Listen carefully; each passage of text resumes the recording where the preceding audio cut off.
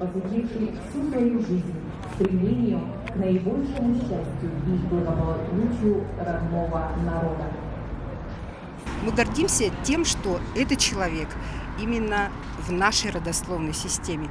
И поэтому наша задача основная, донести до наших детей прежде всего память о нем, сохранить. Потому что все-таки 70 лет потребовалось для того, чтобы человека реабилитировали. В 1995 году состоялась реабилитация, а 5 лет назад истинная реабилитация состоялась в юбилейных мероприятиях, посвященных 150-летию, при активном участии Жиркова Александра Николаевича, которому мы очень благодарны. И уже это для нас родной человек, который очень-очень много сделал для увековечивания памяти Василия Васильевича Никифорова.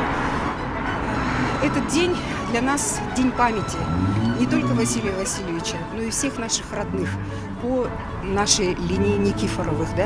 Это его дочь Елена Васильевна Никифорова, его зять Иван Федорович, который был другом, соратником Василия Васильевича, и тоже они оба пострадали во время репрессий, тоже погибли.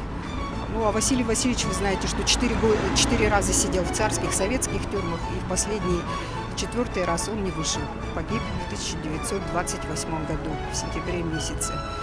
Это для нас день памяти и все равно день скорби.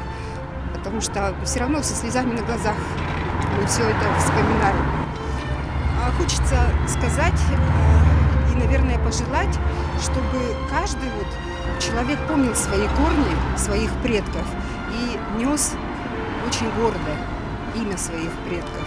Всегда нужно помнить о том, что человек сам делает свое имя. И этим примером этого имени, большого, великого имени, сейчас является Василий Васильевич Никифоров. А ведь он человек, ребенок из простой якутской глубинки, который добился таких больших-больших высот. Поэтому, конечно же, мы гордимся, и мы желаем всему молодому поколению, всем тем, кто знает, кто помнит и любит Василия Васильевича, крепкого здоровья и счастья. Народ должен знать свою историю. Поэтому возложение цветов всегда должно быть именно примером для нашей молодежи. И очень хотелось бы, чтобы наша молодежь знала нашу историю, не только Якутии, нашей республики, но и всей страны.